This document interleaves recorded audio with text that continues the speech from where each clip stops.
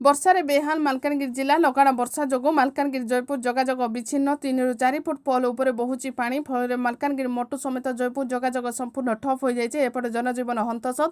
ଲଗାଣ ବର୍ଷା କମିବାର ନାଁ ନେଉନଥିବା ବେଳେ ଚାଷୀଙ୍କ ଚାଷ ଜମି ସମ୍ପୂର୍ଣ୍ଣ ଜଳମଗ୍ନ। ଫଳରେ ମୁଣ୍ଡରେ ହାତ ଦେଇ ବସିଛି ଚାଷୀ।